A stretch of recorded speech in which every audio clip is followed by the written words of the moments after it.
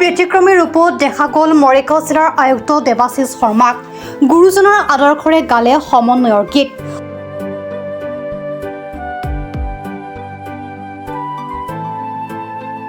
শংকৰদেৱৰ আদৰ্শৰে সমন্বয় ৰক্ষাৰ বাবে মঞ্চত ৰাইজৰ সৈতে জিকিৰ জাৰি পৰিৱেশন কৰিলে মৰিগাঁৱৰ আয়ুক্ত দেৱাশিষ শৰ্মাই।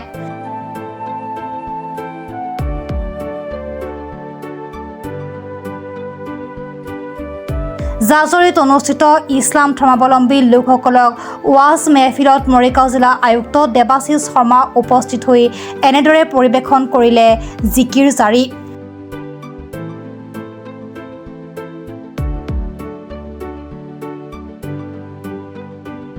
জাজৰিয়া হাফিজিয়া আৰু কাৰিয়ানা মাদ্ৰাছাৰ অৰ্ধ শতবৰ্ষ পূৰ্তি উপলক্ষে দেওবাৰে নিশা অনুষ্ঠিত ৱাজ মেহফিলত উপস্থিত হৈ জিকিৰ জাৰি পৰিৱেশন কৰি জিলা আয়ুক্ত দেৱাশিষ শৰ্মাই দেখুৱালে সমন্বয় ৰক্ষাৰ এক উজ্জ্বল নিদৰ্শন।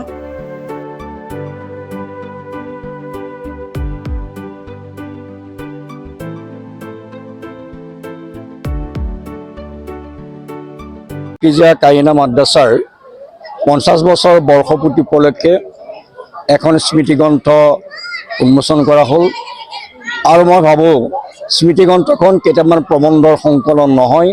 স্মৃতিগ্ৰন্থখনে এই সোণাইপুৰীয়া বৃহত্তৰ জাজৰি অঞ্চলৰ এক ইতিহাস আৰু দলিল হিচাপে থাকিব আৰু সময়ৰ লগত খোজ মিলাই যোৱা 50টা বছৰ কিদৰে এই অনুষ্ঠানটোৱে পাৰ কৰিলে তাৰ ইতিহাস ইয়াত সন্নিৱিষ্ট হৈ আছে।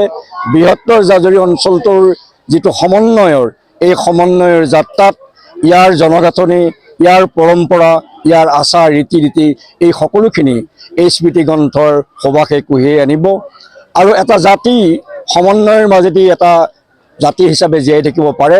সকলো জাতিয়েই নিজৰ সংস্কৃতি আৰু নিজৰ ধৰ্ম পৰম্পৰা ৰক্ষা কৰিও এটা বৃহত্তৰ অসমীয়া জাতি এটা মুখ্য ভূমিকা হিচাপে গ্ৰহণ কৰি আহিছে। অসমৰ খিলঞ্জীয়া হিচাপে গৰীয়া মৰীয়াসকলৰ এটা সুকীয়া বৈশিষ্ট্য আছে। তেওঁলোকৰ পূৰ্বৰ 1205-6 খ্ৰীষ্টাব্দতেই আহি অসম সোমাইছিলি। তেতিয়াৰ পৰা তেওঁলোকে নিজৰ কৃষ্টি সংস্কৃতি বাদ দি অসমীয়া ঘাই খুঁটিৰ লগত মিলি গৈছে। অসমত বসবাস কৰা এই অসমীয়া খিলঞ্জীয়া গৰীয়া মৰীয়াসকল সদায় অসমীয়া মূল খুঁটিৰ লগত মিলি থাকিব।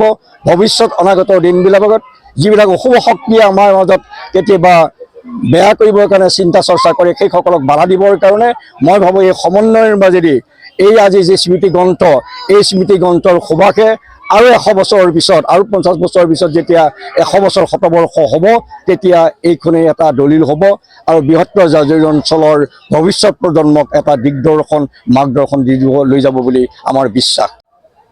এই মাদ্ৰাছা স্থাপন হৈছিল আজি 50 বছৰ পাৰ হৈ গৈছে।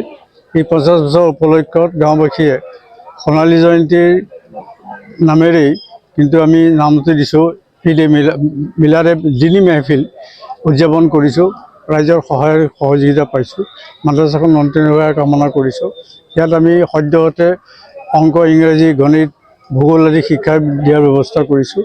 চৰকাৰীভাৱে পঞ্জীয়নৰ ব্যৱস্থা কৰি আছোঁ, যদিও এতিয়ালৈকে কৰিব পৰা নাই। আমি আশা ৰাখিছোঁ অনতিপলমে আমি চৰকাৰী পঞ্জীয়নভুক্ত কৰি মাদ্ৰাছাখন আমি জাকত জিলিকা কৰি তুলিব পাৰিম। এইখিনি কথাৰে মই সামৰিছোঁ। বটদ্ৰৱাৰ পৰা আজাহাৰ উদ্দিন আহমেদৰ ৰিপৰ্ট, প্ৰাত টাইম ডিজিটেল।